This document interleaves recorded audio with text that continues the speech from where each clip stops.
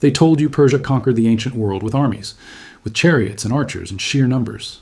That is the story carved into every introductory history textbook. Persia as the great military juggernaut, Persia as the enemy of Greek freedom, Persia as the empire that Athens heroically stopped at Marathon and Thermopylae. That story is not wrong. It is incomplete in a way that changes everything, because the Persian Empire did not sustain itself for 2 centuries through military force alone.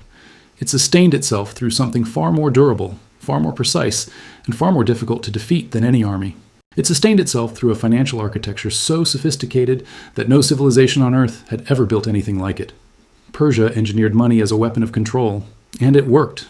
The Achaemenid Empire, founded by Cyrus the Great in 550 BCE and dismantled by Alexander of Macedon in 330 BCE, spanned 3 continents. At its peak, it controlled territory from the Indus Valley in the east to Libya in the west, from the steppes of Central Asia in the north to the first cataract of the Nile in the south. It governed somewhere between 35 and 50 million people, which represented between 40 and 50% of the entire world's population at the time. No empire before it had come close to that scale. The question that historians spent centuries getting wrong is this: how do you hold that together? The answer they kept giving was military, Persian armies, Persian governors, Persian intimidation. And yes, all of that existed, but military force alone cannot govern 50 million people across 5,000 kilometers of territory. You cannot station enough soldiers. You cannot move fast enough. You cannot project enough fear across that kind of distance to keep 23 separate subject peoples paying tribute, building roads, and staying loyal season after season, decade after decade. What you need is a system, a financial system, one that converts raw power into structured extraction, one that makes payment feel like participation, one that funds loyalty more efficiently than coercion. That is what Persia built. And here is the thing that should genuinely disturb you. The structural logic of what Persia built in the 6th century BCE is not ancient history. It is the operating manual for every major geopolitical power structure you live inside today. The petrodollar, the Belt and Road, IMF conditionality, targeted financial transfers to foreign political actors. These are not modern innovations. They are Persian inventions dressed in contemporary language. Welcome to Noob Historian. We follow the money, trace the power, and expose the history they never taught you in school. By the end of this video, you will understand how a civilization that existed 2,500 years ago designed a financial control system so effective that the modern world still runs on its basic logic. You will understand how standardized coinage became a tool of imperial domination, how infrastructure investment was a mechanism for economic dependency, how gold coins purchased more territory than armies ever could, and how the destruction of Persia's treasury paradoxically monetized the entire known world in ways that reshaped human civilization for the next 1,000 years. This is not a story about ancient coins in a museum. This is a story about power, about who controls the flow of money, and what that control actually means for everyone living inside the system. Start at the beginning, 550 BCE. Cyrus the Great has just toppled the Median Empire and absorbed the kingdom of Lydia. He now controls the most geographically and ethnically diverse territory any single ruler has ever governed. And he faces a problem that no ruler had ever faced at this scale before. How do you make 23 different peoples, speaking dozens of different languages, worshipping different gods, and operating on incompatible local economic systems, function as a single integrated imperial unit? The answer Cyrus began, and Darius I perfected, was this: you do not ask them to become Persian, you ask them to pay Persian. That distinction is the key to everything that follows. Darius I came to power in 522 BCE under contested circumstances. His own account of his rise, carved in 3 languages into a cliff face at Bayastin in what is now western Iran, describes him suppressing 19 battles against rival claimants in a single year. He was a king fighting for survival, and kings fighting for survival need money faster than anything else. What Darius did between approximately 522 and 515 BCE was not just political consolidation. It was the construction of the most sophisticated revenue extraction system the ancient world had ever seen. And the primary source evidence for this is not a matter of a historical interpretation. It is a matter of documented record. Herodotus, writing around 440 BCE with access to Persian administrative informants, devoted a substantial section of Book III of his histories to listing, satrapy by satrapy, the precise annual tribute obligations Darius imposed on his subject territories. These are not estimates. They are the equivalent of a published tax code, and the specificity of the figures is exactly what makes them credible. The first satrapy, comprising Ionia and the Aegean coast, paid 400 Babylonian talents of silver annually. Babylonia and Assyria together paid 1,000 talents. Egypt with Libya paid 700 talents. The territory corresponding to modern-day Pakistan and northwestern India paid not in silver, but in gold dust, 360 euboic talents worth, because that was the dominant form of wealth extraction available in that region. Adding every satrapy's documented contribution, the annual inflow to the Persian treasury reached approximately 7,740 Babylonian talents of silver. Convert that figure into physical weight. 1 Babylonian talent equaled approximately 30 kilograms of silver. That means the Persian treasury received roughly 232,200 kilograms of silver every single year, from tribute alone, before counting commercial revenues, agricultural surpluses, or the output of Persian-controlled mines. This was not wealth. This was structural extraction engineered at civilizational scale. But the genius of the system was not just the quantity of the extraction. It was the architecture that made the extraction sustainable, because Darius did not simply demand payment and send soldiers to collect it. He built a bureaucratic machinery that made payment the path of least resistance for subject peoples. The satrap system was the administrative skeleton of this machinery. The empire was divided into roughly 20 to 23 satrapies, each governed by a satrap, a Persian-appointed administrator, who functioned simultaneously as governor, tax collector, military commander, and judicial authority. The satrap's primary obligation to the crown was the delivery of his satrapy's annual tribute quota. How he raised that quota internally was largely his own affair. This created a cascading structure of financial incentives. The satrap needed to extract from local populations. Local populations needed to generate surplus to meet extraction demands. Generating surplus required functioning local economies. Functioning local economies required infrastructure, trade routes, and a medium of exchange. Darius provided all of those things, not out of generosity, out of structural logic. Because a productive satrapy paid its tribute. A destroyed satrapy paid nothing. This is the insight that separates Persian financial imperialism from simple conquest and pillage. Darius understood that the long-term extraction of wealth required the maintenance of the productive capacity of subject territories. You do not burn the machine that generates your revenue, you optimize it. The royal road was the physical expression of this logic. Stretching approximately 2,700 kilometers from Susa in southwestern Iran to Sardis on the Aegean coast of what is now Turkey, this was not merely a trade route, it was a tribute transmission infrastructure. Royal couriers using the road's relay stations could cover the entire distance in roughly 7 days, according to Herodotus. The same journey took a commercial caravan approximately 3 months. That speed differential was a control mechanism. It meant that information, orders, and financial flows moved through Persian imperial channels at a velocity that no subject people could match or disrupt. It meant that a satrap who underdelivered could be identified, corrected, or replaced before a season of revenue loss compounded into a structural gap. It meant that Persian administrative capacity outpaced local resistance capacity at a systemic level. The road also facilitated something equally important, the physical movement of standardized currency. And that is where the financial architecture took on its most sophisticated dimension. Before Persian monetary standardization, the ancient Near East operated on a system of commodity money. Silver by weight was the dominant medium for large transactions, but it required constant verification, weighing, and assessment for purity at every exchange. This friction was a bottleneck. It slowed trade, complicated tax collection, and created endless opportunities for fraud at every point in the payment chain. Darius resolved this with the gold daric. Introduced around 515 BCE, the daric was a standardized gold coin struck to a consistent weight of approximately 8.4 grams, bearing the image of the king himself as a running archer. It was produced exclusively by the royal mint under direct crown control, and crucially, it was accepted across the entire empire at a fixed and trusted value. The daric was not just money, it was portable Persian sovereignty. Every coin in circulation was a physical assertion of Persian authority, a tiny gold declaration that the king's value system governed your transaction, your market, and your economic life. But Darius paired the daric with something equally significant, the silver siglos, a coin struck at a ratio of 20 silver segloi to 1 gold daric, designed for everyday commercial use at the local level. By creating both a high-value instrument for large-scale tribute transfers and a low-denomination coin for retail economic activity, Darius built a complete monetary ecosystem that operated at every level of the imperial economy simultaneously. This was financial engineering. Not accident, not tradition. Deliberate, systemic design. And it worked for a reason that goes beyond the coins themselves. The daric's credibility rested on something no rival power could easily replicate: the enormous weight of Persian gold reserves backing it. When you accepted a daric, you accepted it because you trusted that the Persian crown had the reserves to make it good. That trust was not blind. It was grounded in the visible, documented, overwhelming wealth of the Persian treasury, which meant the treasury's existence was itself a confidence mechanism, and confidence was the foundation of the entire monetary system's effectiveness. Power did not flow from the gold flowed from the power, and the power sustained itself by keeping the gold visible, concentrated, and under strict royal control. Here is something that will reframe everything you think you know about the ancient world. When you picture construction in the ancient Near East, you likely picture slaves.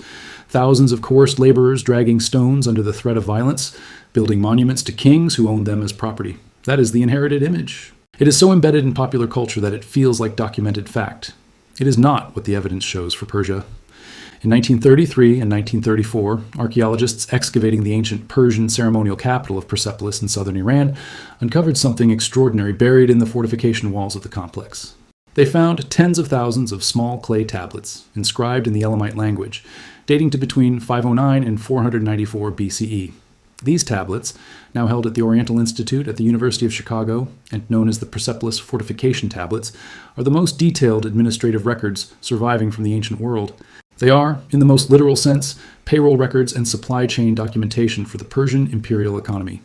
Scholar Richard Halleck spent decades translating and analyzing them, publishing his foundational work in 1969.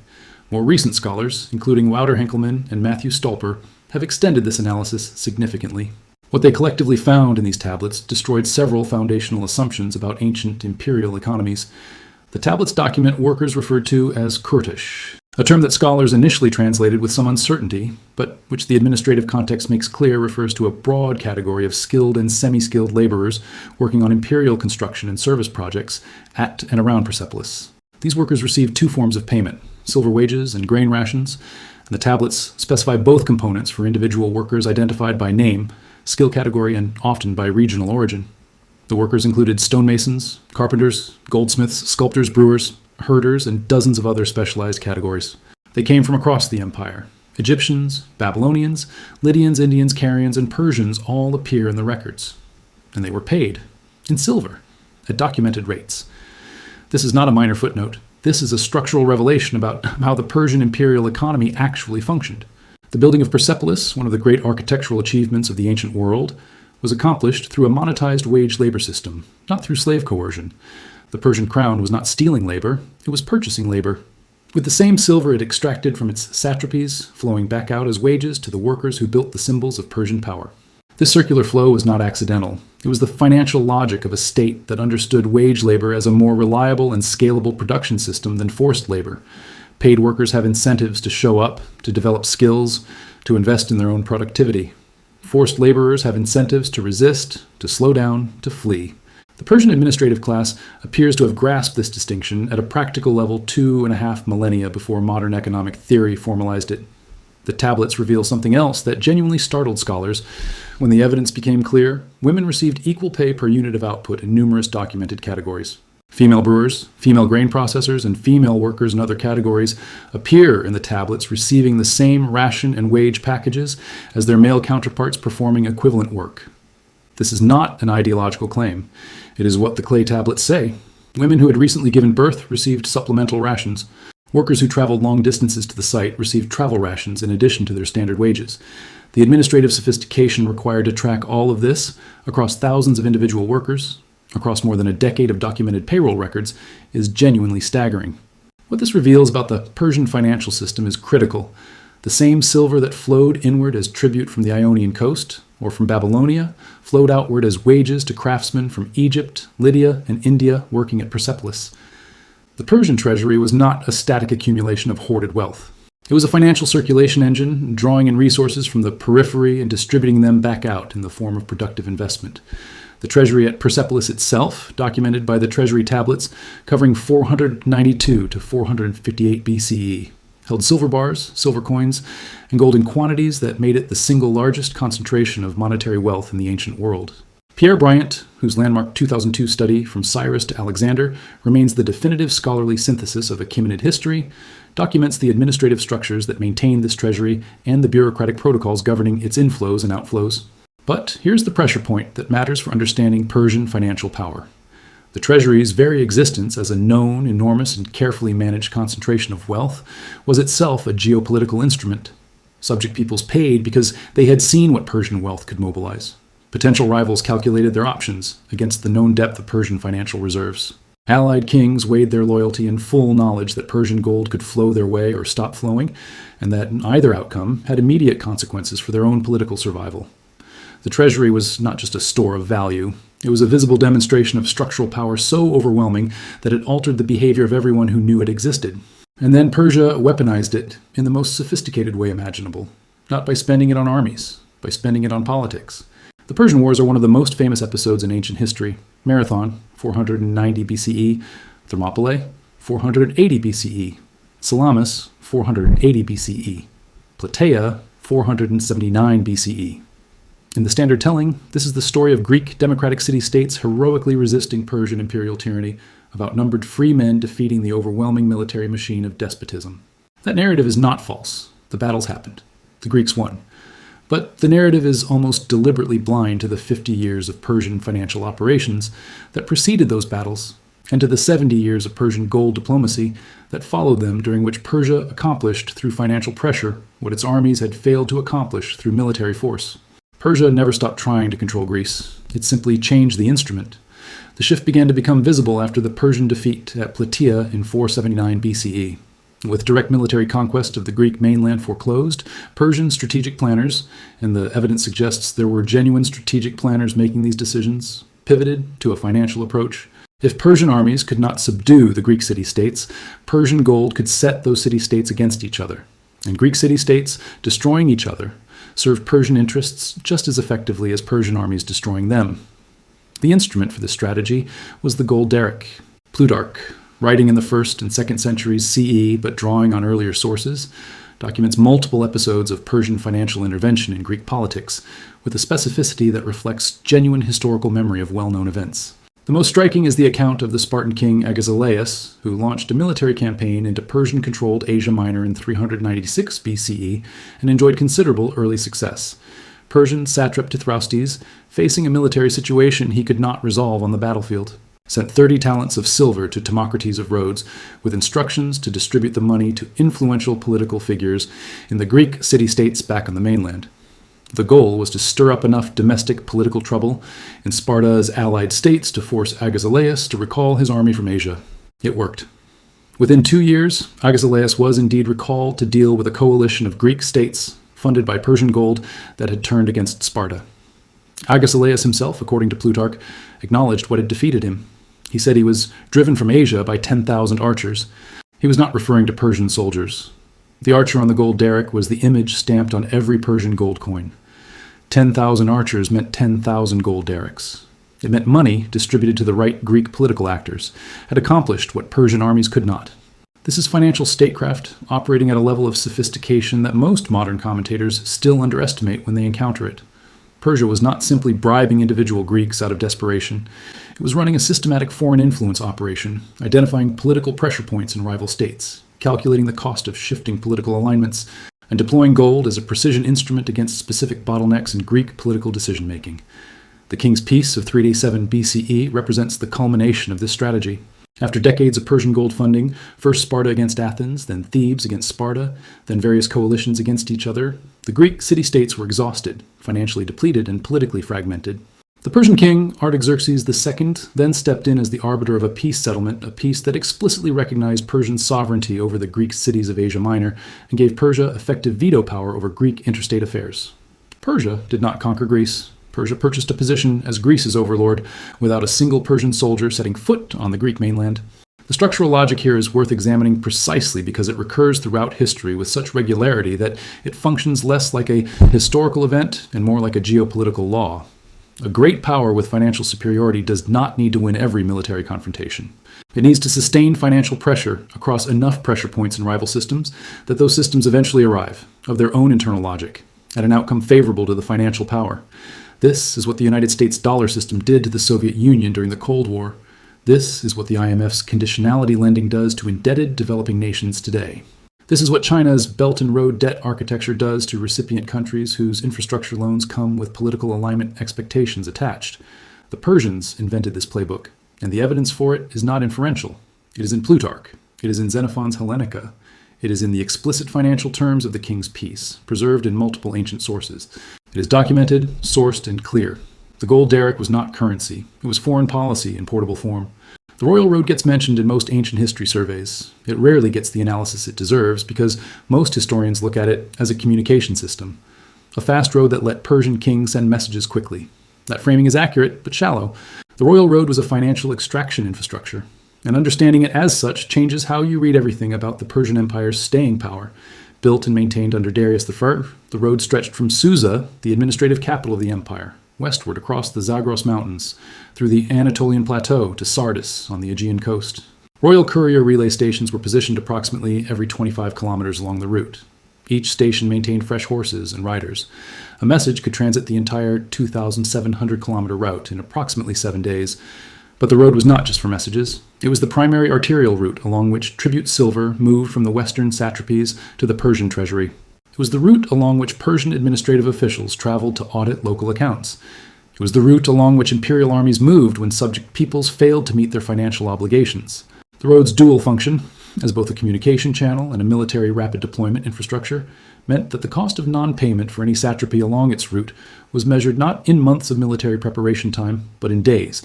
This compression of response time was a control mechanism of the highest order. Geographic distance has historically been one of the primary protections available to subject peoples against imperial extraction.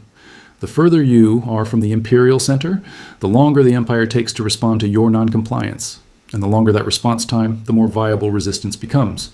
The Royal Road systematically eliminated that protection for the territories it connected. Herodotus describes a secondary road network extending from the Royal Road into Egypt, Babylonia, and the eastern satrapies. Persian infrastructure investment was not confined to a single trunk route.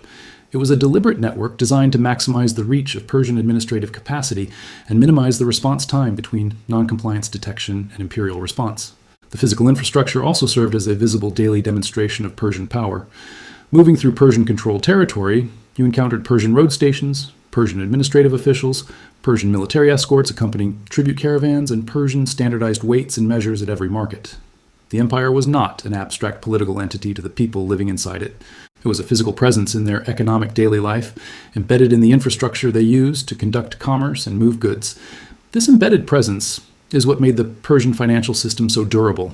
You cannot opt out of infrastructure you depend on. You cannot route around roads that are the only roads. You cannot trade without the standardized weights that every market uses. The empire's financial architecture was not superimposed on local economies from the outside. It was woven into the fabric of local economic life at a granular level, such that participating in the Persian monetary system was indistinguishable from participating in daily economic activity. Pierre Bryant's analysis of the Achaemenid economy emphasizes what he calls the the silverization of provincial economies, the process by which Persian tribute demands in silver, backed by Persian infrastructure and Persian coinage, gradually converted diverse local economies that had previously operated on barter commodity exchange and gift-based redistribution into monetized market economies, integrated into the Persian silver standard. This silverization was not a gift. It was a mechanism of dependency creation. Once a local economy converts to monetary exchange, it requires a steady supply of the monetary medium to function. In Persian-controlled territories, the monetary medium was Persian-minted silver, which meant that local economic functionality became contingent on participation in Persian monetary circuits, which meant that non-payment of tribute, which would have brought Persian administrative consequences, would also have disrupted the very monetary supply that local merchants, craftsmen, and farmers now depended on for basic commercial activity. The tribute system and the monetary system were not parallel instruments of control. They were the same instrument operating at different scales simultaneously. The tribute extracted silver from subject economies at the macro level. The coinage embedded Persian monetary dependency at the micro level.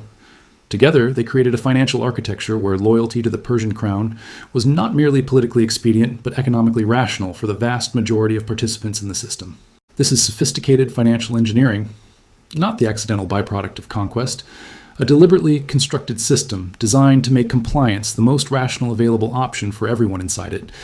The infrastructure investment logic also served a secondary function that modern development economists would immediately recognize. It created real productive gains that benefited subject populations. The Royal Road reduced transport costs for merchants. Standardized weights and coinage reduced transaction friction. Persian administrative stability reduced the risk premium embedded in long-distance trade.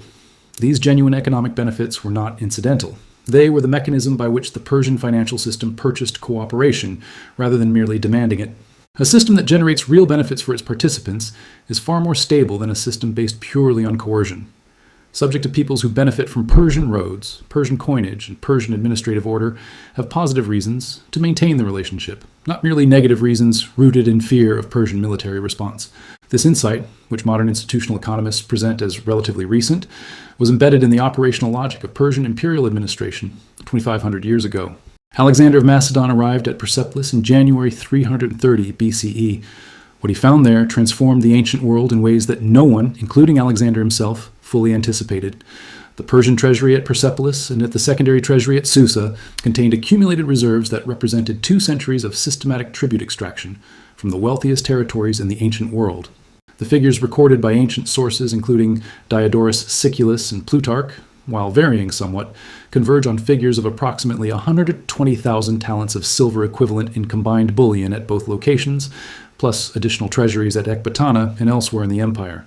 To translate that figure, 120,000 talents at 30 kilograms per talent equals approximately 3,600,000 kilograms of silver and gold bullion. 3,600 metric tons of precious metal held in the vaults of the Persian royal treasury, accumulated over 2 centuries of annual tribute extraction from territories spanning 3 continents. This was not wealth in any ordinary sense.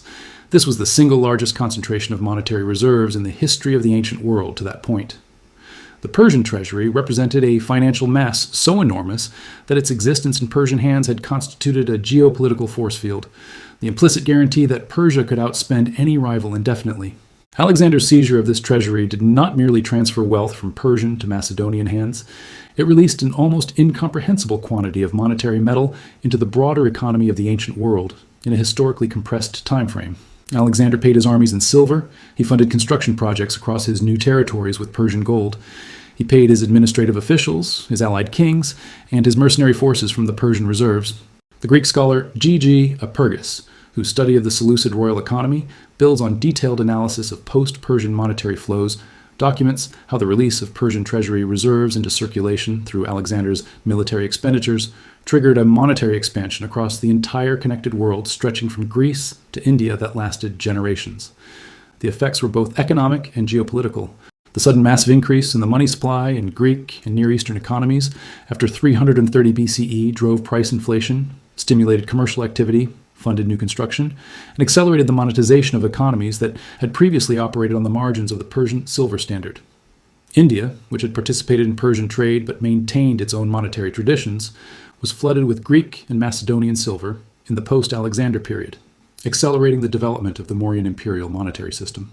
The Mediterranean world received an injection of monetary capital that helped fund the commercial expansion that would eventually support Roman economic integration of the Mediterranean basin. This is the paradox at the heart of Persian financial power. Persia, its 2-century extraction of tribute silver from its subject territories, concentrated monetary reserves at a scale that, when released by Alexander's conquest, monetized the known world more thoroughly than Persian policy itself had done. The Persian treasury's destruction accomplished through its dispersal, what the Persian treasury's accumulation had begun through its influence. The Persian daric did not disappear immediately. For decades, after the fall of Persepolis, darics continued to circulate across the Near East and Mediterranean, trusted on the basis of their gold purity and their 2 centuries of established monetary credibility. Alexander's own early coinage was in some markets accepted less readily than the Persian coins it was intended to replace, because the daric's reputation for consistent quality and royal backing had outlasted the empire that minted it. Monetary credibility, once established across generations of reliable performance, survives the political structure that created it. This is a lesson about the nature of financial power that applies far beyond the ancient world. Now step back and look at the full structure of what Persia built and what its collapse released. Darius I standardized tribute extraction through the satrapy system, generating documented annual inflows of roughly 232,000 kilograms of silver. He introduced standardized gold and silver coinage that embedded Persian monetary sovereignty into the daily commercial life of subject economies. He built the Royal Road as a tribute transmission and administrative control infrastructure that compressed imperial response time to non-compliance. He paid construction workers in documented wages, creating a monetized labor market that drew talent from across the empire and generated the productivity that funded further expansion. And Persian diplomatic operatives deployed gold darics as precision instruments of foreign political manipulation, purchasing outcomes in rival city-states that Persian armies had failed to achieve on battlefields. This was not an empire built on conquest. It was an empire built on financial architecture. Military force was the enforcement mechanism of last resort. Financial integration was the primary control system, and that distinction is what made it last 2 centuries. Now ask yourself where you encounter this structure today. You encounter it in the dollar system. After 1971, when the United States severed the dollar's link to gold, oil importing nations around the world became structurally dependent on maintaining dollar reserves to purchase energy. This imposed a form of monetary tributary dependence on dozens of nations, analogous in its structural logic to Persian satrapal tribute. You pay in the imperial currency, or you face economic difficulty. The mechanism differs in its technical details. The structural logic is identical. You encounter it in the Belt and Road Initiative. China's infrastructure investment across Central Asia, Southeast Asia, and Africa replicates the Royal Road logic with modern precision. Infrastructure investment creates economic dependency. Dependency creates political alignment. Political alignment generates returns to the investing power that exceed the cost of the infrastructure investment itself. Persia understood this calculation 2.5 millennia before the development economists who now debate it. You encounter it in financial sanctions. When the United States or European Union imposes financial sanctions on a rival state, severing it from dollar clearing systems or freezing its foreign reserves, the weapon being deployed is financial exclusion from the monetary infrastructure that the target economy depends on for basic commercial function. This is precisely what Persian monetary integration created as its structural byproduct. Economies so embedded in the Persian monetary circuit that exclusion from it was economically devastating. And you encounter it in targeted financial transfers to foreign political actors. From documented Cold War CIA funding of foreign political parties to modern debates about foreign influence operations, the Persian practice of deploying gold to purchase political outcomes in rival states is not a historical curiosity. It is a recurring feature of great power competition that appears wherever one power holds sufficient financial advantage over another to make targeted transfers an efficient political instrument. The Persian case is important not because it is exotic or ancient.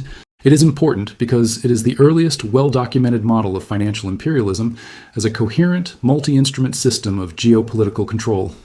Every subsequent great power that built a financial architecture for imperial control was, knowingly or unknowingly, working within a structural template that Darius I developed on the Iranian plateau in the 6th century BCE. You live inside a version of this system right now. The currency in your wallet, the infrastructure you depend on, the political decisions your government makes in response to financial pressures from more powerful states, all of it traces back, in its structural logic, to a Persian king who looked at a continent-spanning empire and asked not how to conquer it, but how to make it pay. The daric is gone. The logic it encoded is everywhere. That is the history they never taught you, and now you know it. If this video gave you a framework for understanding how financial power actually works in the world, subscribe to Noob Historian. Share this with someone who thinks history is about battles and kings. It is about money and systems. It always has been. We will see you in the next one.